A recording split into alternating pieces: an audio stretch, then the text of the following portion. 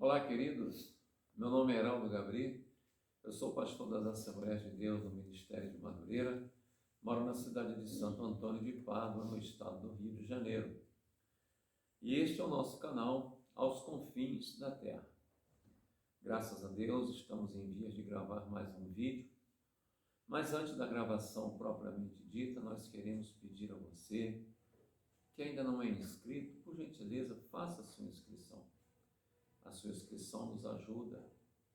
Deixe aí o seu like, acione o sininho, tá? Compartilhe esse vídeo com o maior número de pessoas possíveis. A intenção desse canal é verdadeiramente levar a palavra de Deus aos confins da terra. Portanto, conto contigo com a sua ajuda. Que o Senhor nos abençoe. Então, amados, nós vamos começar esse vídeo hoje e vamos comentar um pouquinho sobre a santificação. Nós sabemos que o mundo está passando por momentos turbulentos, as dores de parto estão aumentando cada vez mais e nós temos a plena convicção de que em breve a igreja será arrebatada. Mas o que está acontecendo às vezes nos deixa preocupado, porque nós vemos um bom número de pessoas no conjunto dos seres humanos e muitos que estão dentro das igrejas não estão se preocupando muito com a sua preparação para subir com essa igreja. E sabendo nós que o Senhor da igreja é santo, Ele também exige de cada um de nós a santificação. Então nós vamos falar sobre essa santificação ou santidade, né? Dependendo do ponto de vista de cada um. E nós vamos começar com o primeiro versículo do capítulo 7 da segunda carta do apóstolo Paulo aos Coríntios, que diz o seguinte: Ora, amados, visto que temos tais promessas, purifiquemo-nos de toda a impureza, tanto da carne como do espírito, aperfeiçoando a nossa santificação no temor de Deus. Eu vou repetir. Ora, amados, visto que temos tais promessas, purifiquemo-nos de toda a impureza, tanto da carne como do espírito, aperfeiçoando a nossa santificação no temor de Deus. Quais promessas que o apóstolo Paulo fala aqui? Promessa de arrebatamento, promessa de ter vida eterna. Mas existe um preço a ser pago por essa vida eterna. Não é só falar, eu estou na igreja e estou participando lá dos cultos, estou dando minhas ofertas, meus dízimos, estou falando em línguas. Isso tudo é muito bom e é importante para o crescimento da igreja. As ofertas são importantíssimas, o dízimo importantíssimo, nada se faz de graça. É uma conta d'água, uma conta de luz, é uma faxina, é uma reforma, tudo se faz por meio do dinheiro. E a igreja não tem como arrecadar dinheiro sem essas ofertas e esses dízimos. Tudo isso é importante, tá? É importante tomar a Santa Ceia nos traz vida. A Bíblia diz que se nós não participarmos do sangue e da carne de Jesus, nós não temos vida em nós mesmos. Então, tudo isso é importante. Mas, sem a santificação, ninguém verá o Senhor. É um conjunto de coisas que operam no crente, que nos conduz ao céu de glória. E eu quero falar desses conjuntos, eu quero destacar hoje a questão da santidade. Ser santo é ser separado, consagrado. E essa santidade, ela não é pedida por Deus, ela não é, como se diz, uma opinião de Deus, quero dar uma opinião a vocês, procura... Não. Essa santidade, ela é ordenada por Deus. Uma coisa é quando te fazem um pedido. Eu fui militar há muito tempo, e um pedido é uma coisa, e uma ordem é outra coisa. Principalmente no regime militar. Você não pode desobedecer uma ordem. E o Senhor ordena que nós sejamos santos.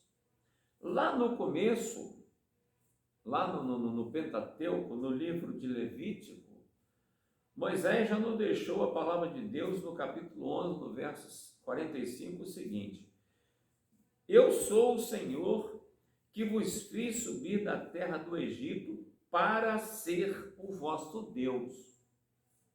Portanto, sede santos, porque eu sou santo. Para nós não entrarmos em questão, se eu quiser, se eu puder, se for conveniente, não. Não. O requisito principal, a ordenança principal, a determinação principal de Deus é a seguinte: sede santo, porque eu sou santo. É como se nós quiséssemos colocar uma ovelha com a sua lã branquinha para passar algumas horas dentro de um chiqueiro, de uma pocilga. O que vai acontecer? Quando aquela ovelha sair dali depois de 4, 5 horas, eu não sei o tempo, ela vai ficar irreconhecível. A pessoa vai conhecer por causa do seu formato, mas o estado em que ela vai estar vai ser irreconhecível, porque ela vai estar com a mesma sujidade dos porcos, com o mesmo cheiro do porco e outras coisas mais, se ela não sair dali fuçando o lixo. E é justamente por isso que o Senhor ordena a nossa santificação. Porque se nós não nos santificarmos neste mundo, ou seja, entre aspas, se nós não nos separarmos deste mundo, nós jamais conseguiremos alcançar o padrão bíblico para a salvação, para o arrebatamento. A segunda coisa que nós vemos, já lá no Evangelho de Lucas, no capítulo 74, depois de falar no 73, ele vira no 74 e fala o seguinte: de conceder-nos que, libertados da mão de nossos inimigos, os servíssemos sem temor. Para servir o Senhor sem temor, para servir ao Senhor por si só, já é preciso estar em santidade. A palavra de Deus nos alerta, tá? Que a santidade, além dela ser ordenada, aqui em Lucas, capítulo 1, verso 74, nós lemos agora, e olha o que completa o verso 75 do capítulo 1 de Lucas. Olha só, vou ler o 74 de novo, para a gente não perder o fio da meada. De conceder-nos que, libertados das mãos dos nossos inimigos, ou seja, nós vivíamos em pecado, vivíamos sendo usados pelos inimigos da nossa alma, pelo inimigo de Deus. O Senhor Jesus Cristo, com a morte de cruz, com o derramamento do sangue, o que ele fez? Ele nos libertou das mãos desse inimigo. Para que nós somos libertos? Para que nós servíssemos sem temor, em santidade e justiça perante Ele, todos os dias de nossas vidas. É comum a gente ver muitas pessoas que outrora viviam no pecado e após serem alcançados pela infinita e misericórdia e graça de Deus, ela vai para as igrejas e ali ela estaciona os seus corpos ali, participam de todos os rituais, de todos os cultos, de todas as simbologias, de tudo, Santa Ceia, mas ela não procura desenvolver a sua vida espiritual na presença de Deus para servir a esse Deus em santificação. Aí o que acontece? Ela estaciona o seu corpo físico e automaticamente ela estaciona seu ser espiritual, porque ela não busca se aperfeiçoar na presença de Deus para se separar cada vez mais do mundo em santificação, para começar a fazer essa obra de restauração, de buscar almas. E isso faz com que a pessoa ela comece a se conformar com as coisas do mundo. Olha o que nós estamos vivendo no mundo hoje. Olha os processos que estão acontecendo. Nós temos visto pessoas evangélicas que servem a Deus, que leem a palavra, apoiando atos humanos que ferem a palavra de Deus, apoiando segmentos religiosos que ferem a palavra de Deus, apoiando segmentos políticos que ferem a palavra de Deus. Mas se nós buscarmos a santificação para nossas vidas, se buscarmos a nos separar mais deste mundo, o próprio Espírito Santo vai ter mais liberdade de falar em nossa mente, em nosso coração, a diretriz certa que nós temos que seguir, porque o nosso norte é a palavra, e a palavra condena essas práticas mundanas, esses princípios mundanos que estão tentando implantar no mundo hoje. E somente através da santificação a gente consegue vencer essas coisas, esses obstáculos, esse inimigo tão poderoso que está começando a fazer graça nos meios evangélicos. Aos Hebreus, capítulo 12, versículo de número 14, o autor desconhecido nos fala o seguinte: segui a paz com todos e a santificação. Sem a santificação, ninguém verá o Senhor. A santificação, ela é importante para nós. Por quê? A santificação, ela nos separa das coisas do mundo. Corremos risco? Corremos, mas sem a santificação, a gente fica mais à mercê das ações do inimigo das nossas almas. E isso prejudica não só a nossa vida, como prejudica todo o arraial cristão. Prejudica a nossa salvação, nos coloca em risco. E para terminar, na segunda carta de Pedro, no capítulo 3, veja bem, olha o que no finalzinho do Evangelho, a segunda carta de Pedro, no capítulo 3, verso de número 11, olha o que o Senhor nos fala através de Pedro. Havendo, pois, de perecer todas estas coisas, que pessoas não deveis ser em santidade e piedade.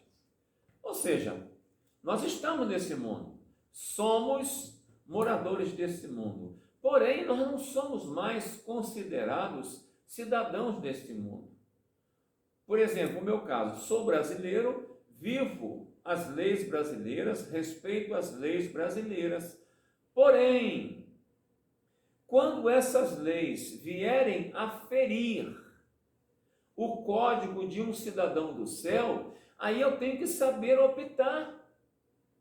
E olha o que está vindo sobre o mundo evangélico. Ataques dos quatro cantos. É uma pandemia de ataques. E o que está acontecendo? A igreja precisa resistir.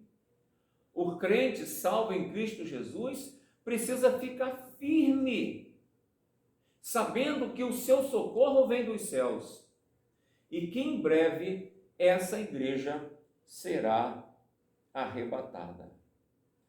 E terminando agora, que eu falei que ia terminar, mas me veio um verso aqui, 17, no capítulo 17 do Evangelho escrito por João. O Senhor Jesus conversando com o Pai, no capítulo 17, ele chega no verso de número 17 e fala a seguinte frase: santifica-os na verdade, a tua palavra é a verdade. Então, queridos, busquemos a verdade. A palavra do Senhor é a verdade. A palavra do Papa, a palavra do Bispo, a palavra do pastor, a palavra do padre, a palavra do presbítero, do evangelista, todas elas pronunciam verdades e mentiras. Porém, a palavra de Deus é a única que não pronuncia mentiras. Ela só pronuncia verdade. E essa verdade nos liberta, nos salva, nos santifica. Essa verdade nos prepara para morar no céu de glória. Que Deus nos abençoe em nome de Jesus. Não esqueça, vivemos momentos finais nessa terra. Vivemos a dispensação da graça, a penúltima dispensação. Em breve a igreja vai ser arrebatada. Mas ainda há uma esperança. O Espírito Santo está nessa terra e ele nos convence do pecado, da justiça e do juízo. Eu creio nesta palavra. E você? Pode crer?